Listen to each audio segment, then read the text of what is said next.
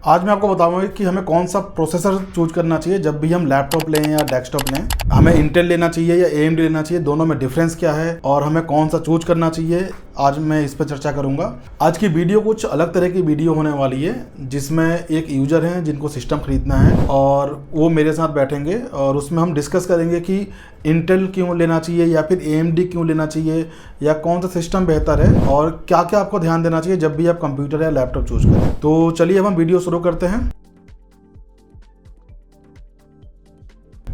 Hello दोस्तों, स्वागत है आपका मेरे YouTube चैनल टेक गुरु अभिषेक में। और आज मैं आपको बताऊंगा कि आपको कंप्यूटर या लैपटॉप लेने से पहले किन किन बातों का ध्यान देना चाहिए और ख़ास तौर पे कौन सा आपको प्रोसेसर चूज करना चाहिए, इंटेल या AMD। तो चलिए अब हम स्टार्ट करते हैं वीडियो को। हेलो शुभम, कैसे हो? बढ़िया सर, आप बताओ। बढ़िया। और बताओ कैसे आना हुआ? बस सर एक सिस्टम बनवाना था अपने लिए मेरे को। अच्छा, किस कॉन्फ़िगरेशन में बनवाना था? कुछ देखा है कॉन्फ़िगरेशन? कॉन्फ़िगरेशन तो कुछ नहीं देखी सर, अभी बस कुछ काम के लिए ही मेरे को बनवाना था अपने। क्या क्या काम है, किस तरह के काम है? मेरे जो काम पड़ते हैं बेसिकली कोडिंग का पड़ता है और ग्राफिक डिज़ाइनिंग का पड़ता है। कोडिंग और ग्राफिक डिज़ाइनिंग, ठीक है। और क्या उसमें ग्राफिक में किस तरह, क्या क्या कुछ वीडियो वगैरह भी करते हो या कुछ एनिमेशन वगैरह टाइप का भी है? वीडियो कभी कभी हो जाती है, बाकी मेरा काम फोटोशॉप पे और कैनवा पे ज़्यादा रहता है। वीडियो एडिटिंग भी मेरे पास कभी कभी काम आ जाता है, तो इसलिए। अच्छा, मतलब सिस्टम क्या बहुत ज़्यादा हायर एंड में चाहिए, नॉर्मल सिस्टम चाहिए? ज़्यादा हायर में भी नहीं, नॉर्मल ही रहे। तो क्या चीज़ बताऊँ मैं आपको, क्या डिटेल बताऊँ कि क्या सिस्टम लेना चाहिए या कैसा होना चाहिए कॉन्फ़िगरेशन?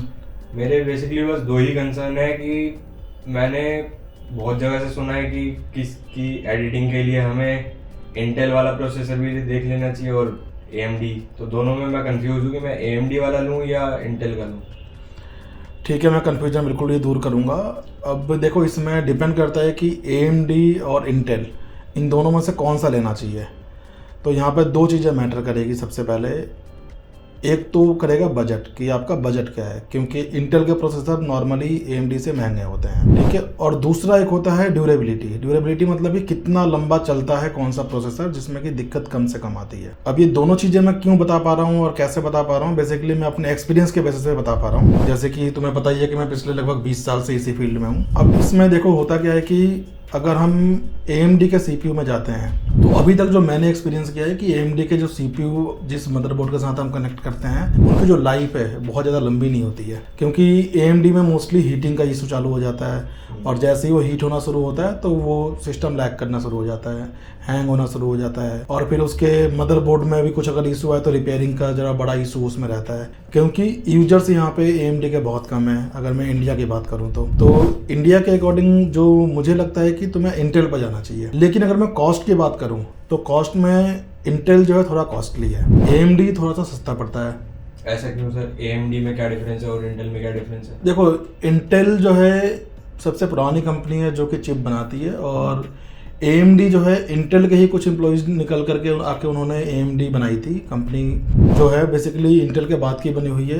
अब तुम्हें जैसे पता है कि मार्केट का ट्रेंड ये होता है कि ऑलरेडी कोई पुराना ब्रांड चल रहा हो और उसके सामने अगर हम अपना प्रोडक्ट डालते हैं, लॉन्च करते हैं, तो हमेशा कोशिश करते हैं कि कॉस्ट हमारी कम से कम रहे। तो एक तरह से यही कह सकते हैं कि कॉस्ट काफ़ी कम है उनकी, इसी वजह से कम है। लेकिन अगर मैं बात करूँ डिमांड, तो डिमांड इंडिया में तो ज़्यादा नहीं है, बट ये कि बाहर उन्होंने मार्केट अच्छा कैप्चर किया है। लेकिन अगर मैं इंडिया की बात करूं तो यहाँ पे मोस्टली लोग इंटेल प्रेफर करते हैं, क्योंकि इंटेल में हीटिंग का इशू नहीं आता है, पावर कंजम्पशन बहुत कम है, जबकि AMD में पावर कंजम्पशन बहुत ज़्यादा है, हीटिंग का इशू रहता है। तो मेरा तो सजेशन ये है कि अगर सिस्टम बनाओ तो इंटेल में बनवाओ, सबसे बेस्ट ये रहेगा। और इसमें दूसरी चीज़ आती है कि जैसे तुमने बताया कि तुम्हारा जो इसमें काम है वीडियो का भी रहेगा, कोडिंग का भी रहेगा, तो इसमें एक डिपेंड करता है बजट क्या है सिस्टम का, उसके अकॉर्डिंग सिस्टम का पूरा कॉन्फ़िगरेशन डिसाइड होता है। अब अगर मैं बात करूं कि 30,000 के रेंज में अगर हमें कोई सिस्टम बनाना है तो उसमें क्या बन सकता है, तो 30,000 के रेंज में i3 सिस्टम बन सकता है इंटेल का, जिसमें कि हम नॉर्मल 2 GB का ग्राफिक कार्ड लगा सकते हैं, रैम DDR4 में जा सकते हैं,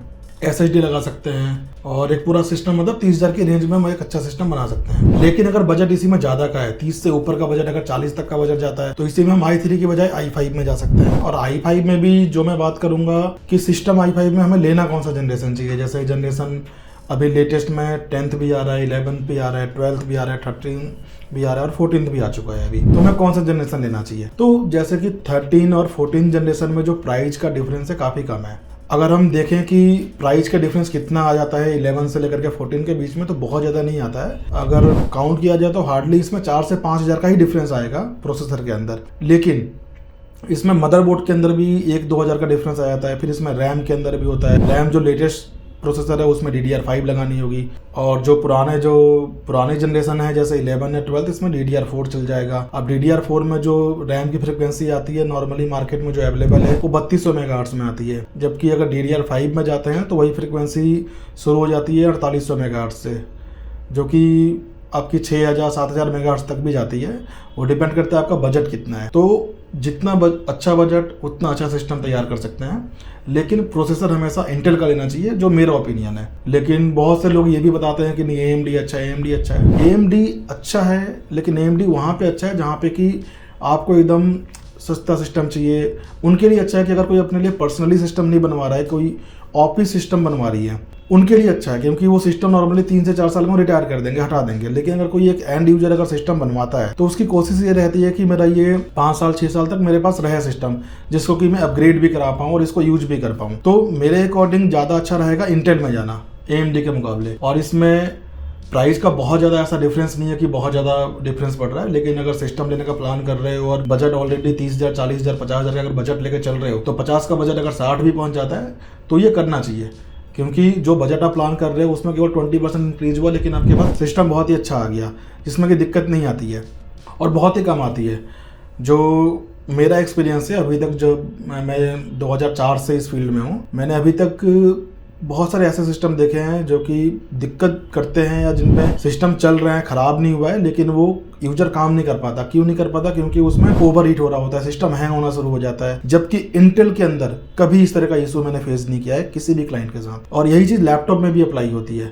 लैपटॉप में भी अगर हम देखें तो AMD के लैपटॉप जो है काफ़ी सस्ते आते हैं, इवन 25,000 तक की रेंज में भी नए लैपटॉप मिल जाते हैं। लेकिन क्या वो लैपटॉप लेने चाहिए? यूजेबल है लैपटॉप? अगर आपको लैपटॉप केवल 1 साल 1.5 साल यूज करना है तब तो आप लीजिए। अगर आप लैपटॉप ले रहे हैं ये प्लान करके कि मुझे लैपटॉप 2 साल से ज़्यादा यूज करना है, तो आप वो लैपटॉप बिल्कुल भी मत लीजिए, क्योंकि नहीं चलने वाला है। वो आपका चलेगा 1 साल 1.5 साल 2 साल तक चलेगा, लेकिन उसके बाद वो सिस्टम ऑटोमेटिकली स्लो हो जाएगा। आप रैम कितना भी लगा लीजिए, लेकिन CPU उसका काफ़ी कम है, क्योंकि CPU में कॉस्टिंग कंपनी ने बचा लिया है, क्योंकि कंपनी को तो प्रोडक्ट सेल करना था। उस टाइम उसका प्रोडक्ट सेल हो गया, अब आपने यूज किया और 2 साल के बाद अगर आप रिप्लेस कर रहे हैं तो कंपनी का बेनिफिट है। अगर वही लैपटॉप 5 साल चलेगा 6 साल चलेगा तो उसमें कंपनी का लॉस है। इसलिए कंपनीज भी इस तरह का सामान बनाती है ताकि यूजर ले और जल्दी से जल्दी चेंज करे। जबकि पहले जो लैपटॉप या कंप्यूटर आया करते थे उनकी लाइफ मोस्टली होती थी लगभग 10 साल तक की। 2007-8 तक के जो भी लैपटॉप बनते थे, बहुत सारे यूजर आज की डेट में भी वो सीरीज के लैपटॉप यूज कर रहे हैं। जबकि उसके बाद के लैपटॉप खरीदे हुए जो लोगों ने 2015-16 में खरीदे, वो लैपटॉप बंद पड़ चुके हैं,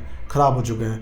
क्यों? क्योंकि हार्डवेयर की क्वालिटी काफ़ी लो हो गई। लो क्यों हो गई थी? Basically cost cutting. लोगों को लगता है कि नहीं, हमें सस्ता है तो अच्छा है, हमें सस्ता लेना है, क्योंकि इंडियन मेंटलिटी यही है कि सस्ता लेना है। लेकिन हमें यहाँ पे ये देखना चाहिए कि अगर हमें सामान लेना है तो हम अच्छा सामान लें, जिसमें कि हमारा काम भी खराब ना हो और हम उसको मल्टीपल टाइम यूज भी कर पाएं। तो मेरे अकॉर्डिंग जो सिस्टम अगर तुम्हें डिसाइड करना था, पहले तो बजट अपना डिसाइड करो। प्रोसेसर का मैंने बता ही दिया कि प्रोसेसर कौन सा लेना चाहिए, और बजट के अकॉर्डिंग सिस्टम प्लान हो सकता है कि जो बजट उसके अकॉर्डिंग मैं सिस्टम का बता पाऊंगा कौन सा लेना चाहिए, उसमें SSD कितनी होनी चाहिए, रैम कितनी होनी चाहिए और कौन सी लेनी चाहिए, कौन सा ब्रांड होना चाहिए, कैबिनेट कौन सा होना चाहिए, उसके अंदर ग्राफिक कार्ड कौन सा होना चाहिए। लेकिन मेरे अकॉर्डिंग प्रोसेसर तो इंटेल रहेगा, ज़्यादा अच्छा है। लेकिन फिर भी डिसाइड तुम्हें करना है कि बजट क्या अलाउ करता है। लेकिन मेरे अकॉर्डिंग अगर मैं बताऊं तो इंटेल सबसे बेस्ट है और इंटेल ही लेना चाहिए। मुझे उम्मीद है तुम्हारा डाउट्स क्लियर हो गया होगा, या कुछ डाउट है अभी भी? अगर है तो बताओ मुझे। हाँ, डाउट तो मेरे और भी थे, ये तो आपने मेरा क्लियर कर दिया AMD और इंटेल का। अब जैसे मेरा डिजाइनिंग का भी काम है, तो उसमें आप ये मेरे को बताइए कि मेरे को ग्राफिक कार्ड और रैम कौन सी यूज़ करूँगा, उसमें कितने GB मेरी रैम रहे, कितने GB का मेरा ग्राफिक कार्ड रहे। ठीक है।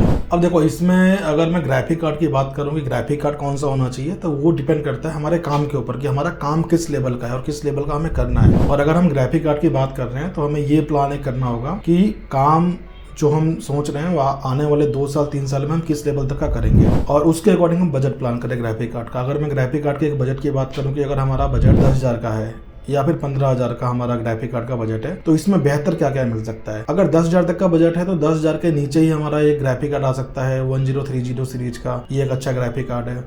इसके अलावा हम 1650 में जा सकते हैं, 1660 में जा सकते हैं, जो कि 15,000 की रेंज में आता है ग्राफिक कार्ड। ये भी अच्छे ग्राफिक कार्ड हैं, लेटेस्ट कार्ड है ये। इसके अलावा जो पुराने कार्ड आ रहे हैं, जो बहुत सारे कंप्यूटर शॉप जो है सेल कर देते हैं, वो जैसे 610 होता है जो पहले चला करता था, 730 होता है, ये सब बहुत ही पुराने ग्राफिक कार्ड हैं। और मेरा सजेशन ये है कि ये ग्राफिक कार्ड अब नहीं यूज करना चाहिए अगर आप नया सिस्टम ले रहे हैं। तो अगर नया सिस्टम अगर बनवा रहे हो तो लेटेस्ट ही ग्राफिक कार्ड में जाना चाहिए। और इसमें जो सीरीज होनी चाहिए 1000 सीरीज से ऊपर के ग्राफिक कार्ड होने चाहिए। और बजट के अकॉर्डिंग 1030 भी ले सकते हैं, 1650 भी ले सकते हैं, और इसके ऊपर भी ग्राफिक कार्ड आते हैं 3060, 3050, बहुत सारे ग्राफिक कार्ड हैं ऐसे। मगर सर कंपनी कौन सी रहे उनकी? ऐसे तो कंपनी तो बहुत सारी हैं। अब देखो कंपनी में इसमें जो ग्राफिक कार्ड में जो चिप होती है मेनली, वो एक तो एनवीडिया का चलता है, उसके अलावा ATI का चलता है, रेडॉन का चलता है। तो एनवीडिया ही बहुत अच्छा चल रहा है, तो एनवीडिया ही मेरा सजेशन लेना चाहिए। अब इसमें ब्रांड कौन सा लेना चाहिए, तो ब्रांड कोई भी ग्राफिक कार्ड का रेपुटेड ही ब्रांड लेना चाहिए, कभी भी लोकल ब्रांड मत लेना। जैसे पीछे अभी 2 साल पहले ये हुआ था कि माइनिंग जिस टाइम बहुत ज्यादा हो रही थी, उस टाइम ग्राफिक कार्ड की शॉर्टेज हो गई थी, और उस टाइम बहुत सारी चाइनीज कंपनी आ गई थी जो ग्राफिक कार्ड दे रही थी, और उनकी क्वालिटी बहुत थी, मतलब थर्ड क्लास थी। उनमें भी चिप एनवीडिया का लगा हुआ था, सब कुछ एनवीडिया का था, लेकिन जो उनका कार्ड था बहुत ही घटिया क्वालिटी का था। अब जो कंपनी लेनी चाहिए, गीगाबाइट का ले सकते हैं, MSI का ले सकते हैं, जोटेक का ले सकते हैं, कलरफुल का ले सकते हैं, गैलेक्स का ले सकते हैं। ये कुछ ब्रांड हैं जिनका की कार्ड ले सकते हैं, इनकी वारंटी 3 साल आती है। जेब्रॉनिक्स का जो है वो नहीं लेना चाहिए क्योंकि उनकी क्वालिटी काफ़ी लो है। इसके अलावा और भी बहुत सारी कंपनीज हैं जो कि चाइना से इंपोर्ट करके सामान सेल करती हैं, उनका नहीं लेना चाहिए जो मेरे अकॉर्डिंग अगर मैं कहूँ तो। और सर SSD यूज़ करें या हार्ड डिस्क यूज़ करें? SSD ही यूज़ करना चाहिए। हार्ड डिस्क की अगर मैं बात करूँ तो हार्ड डिस्क अगर यूज़ करोगे आज की डेट में तो सिस्टम बहुत स्लो चलेगा, लेकिन हार्ड डिस्क और SSD दोनों का कॉम्बिनेशन भी यूज कर सकते हो। वो कैसे कर सकते हो कि SSD में अपने विंडोज और सॉफ्टवेयर को रख सकते हो, हार्ड डिस्क को as a data storage use कर सकते हो। इससे बेनिफिट ये होगा कि अभी लेटेस्ट कंप्यूटर जो भी बन रहे हैं उसके अंदर विंडोज 10 या विंडोज 11 ही चलेगा, विंडोज 7 नहीं चल पाएगा, और विंडोज 10 और विंडोज 11 में हार्ड डिस्क के अंदर सिस्टम बहुत स्लो हो जाता है। तो SSD ही बहुत ही बेहतर है और SSD ही यूज करना चाहिए। SSD में भी ब्रांडेड SSD लेना चाहिए, जैसे WD हो गया, सैमसंग का हो गया। कभी भी चाइनीज कंपनी के SSD मत लेना। चाइनीज कंपनी बहुत सारी आ गई हैं जो मार्केट में अवेलेबल है और बहुत ही सस्ती SSD दे रही हैं। अब वो SSD क्या दे रही है, बेसिकली जस्ट एक चिप आपको करा दे रही है प्रोवाइड, जो कि चाइना से इंपोर्ट होकर आ रही है, आपने यूज करनी है। वारंटी वो भी 3 साल दे रही है, WD भी 3 साल दे रहा है, या दूसरी कंपनी भी 3 साल दे रही है। लेकिन अगर मैं बात करूँ क्वालिटी की, तो जो क्वालिटी है जो रेपुटेड कंपनी है उनकी ज्यादा अच्छी है। वारंटी पीरियड में शायद ही आपका SSD खराब हो, लेकिन जो दूसरी जो चाइना से इंपोर्ट होकर के यहाँ पे आ रही है और लोकल जो ब्रांड है वो जो सेल कर रहे हैं, वारंटी जो है SSD वारंटी पीरियड में आपकी 4 से 5 बार खराब होगी। अब आप सोचिए 4 से 5 बार आपकी SSD क्रैश हुई, खराब हुई, आपका डेटा लॉस कितना हुआ उसके अंदर। जबकि अगर आप सिस्टम बनवा रहे हैं तब उसमें काम करेंगे, डेटा रखेंगे, और आपका बार बार अगर डेटा ही क्रैश हो रहा है तो कोई फायदा नहीं उस काम करने का। तो बेहतर है कि ब्रांडेड SSD लेना। अब इसमें मैं कुछ सजेशन और भी देता हूँ और क्या क्या लेना चाहिए। अब इसमें अगर मैं रैम की भी बात करूँ तो रैम भी हमें ऐसे ही ब्रांडेड में जाना चाहिए, लोकल रैम नहीं लेनी चाहिए। आजकल बहुत से रैम की कंपनी ऐसी आ गई है जो कि 10 साल की वारंटी भी ऑफर कर रही है, और प्राइस उनके जो दूसरी कंपनी है उनके आसपास ही है, थोड़ा सा ऊपर है। तो मेरे अकॉर्डिंग उन रैम पे जाना चाहिए और उनको लेना चाहिए। और कोई भी पुरानी कंपनी का लेंगे ज्यादा बेहतर रहेगा। कोई ऐसा कंपनी का लेते हैं रैम या कंप्यूटर का पार्ट जो कि नई नई कंपनी अभी मार्केट में आई है और उसका सामान ले लेते हैं, तो उसमें हमें प्रॉब्लम हो सकती है, क्योंकि हो सकता है कि उसका सर्विस सेंटर भी ना हो आसपास, जिससे कि हम वारंटी क्लेम कर पाएँ या वारंटी ले पाएँ। नहीं, ऑफिशियल वेबसाइट मिल जाएगा, बट आफ्टर सेल्स सपोर्ट नहीं मिलेगा तो उसमें भी दिक्कत है। और कोई डाउट इसके अंदर? नहीं, और तो कोई डाउट नहीं है। और कोई डाउट नहीं है, ठीक है। तो मुझे उम्मीद है कि अब तुम्हें समझ में आ गया होगा कि प्रोसेसर कौन सा होना चाहिए और क्यों होना चाहिए, और SSD क्यों जरूरी है और कौन सा लेना चाहिए। उम्मीद है दोस्तों को भी समझ में आएगा। बिल्कुल, मुझे भी उम्मीद है कि दोस्तों को भी समझ में आएगा। और बहुत सारी वीडियोस जो इस तरह की पड़ी हैं यूट्यूब के ऊपर की, लोग बताते हैं कि बेस्ट लैपटॉप अंडर 30,000, तो आप इन चीज़ों पर मत जाइए। आप ये देखिए कि आप अगर सामान ले रहे हैं, अगर आप 1 साल 2 साल के लिए लेते हैं तब तो कोई दिक्कत नहीं, लेकिन कोई भी लैपटॉप लेता है तो उसका ये नहीं होता प्लान कि मेरा 1-2 साल में मैं चेंज करूंगा। उसका प्लान होता है कि मैं कम से कम 3 साल 4 साल तक आराम से उसको यूज करूँ। तो हमेशा आप ये देखिए कि अगर आप 30,000 में आपको एक लैपटॉप मिल रहा है ऐसा जो कि आपका मुश्किल से 2 साल चले, इसमें अगर आप 4,000-5,000 रुपये एक्स्ट्रा और पे कर दे रहे हैं तो आपको उसमें बहुत ही अच्छा ऑप्शन मिल जाएगा। और अगर आप मुझसे ब्रांड का सजेशन पूछे कि लैपटॉप के लिए कौन सा ब्रांड अच्छा होना चाहिए, तो मेरे अकॉर्डिंग तो डेल और HP ये काफी अच्छे ब्रांड हैं और ये नॉर्मली महंगे रहते हैं एज कम्पेयर लेनोवो, एसर और बाकी दूसरी कंपनी से, तो मेरे अकॉर्डिंग तो ये ज़्यादा बेहतर है। तो कभी भी इस तरह के चक्करों में ना पड़े कि किसी ने आपको बताया कि ये ले लो वो ले लो। आप ये देखिए कि उनका एक्सपीरियंस क्या है फील्ड में। एक्सपीरियंस उनको कुछ भी नहीं है और वो तो जस्ट कंटेंट उठा रहे हैं, कंटेंट क्रिएट कर रहे हैं। मैं यहाँ पे आपको अपने एक्सपीरियंस के अकॉर्डिंग बता रहा हूँ कि आपके लिए क्या बेहतर है। मुझे उम्मीद है आपको समझ में आ गया होगा कि आपको कौन सा प्रोसेसर लेना चाहिए और किस तरह का सिस्टम आपको तैयार करना चाहिए और तैयार करने से पहले क्या क्या ध्यान रखना चाहिए आपको। अगर आपके कुछ सुझाव है तो मुझे कमेंट कीजिए। वीडियो अच्छी लगी हो तो लाइक कीजिए, शेयर कीजिए और अभी तक अगर आपने चैनल को सब्सक्राइब नहीं किया तो सब्सक्राइब जरूर कर लीजिए। तो मिलते हैं हम नेक्स्ट वीडियो में।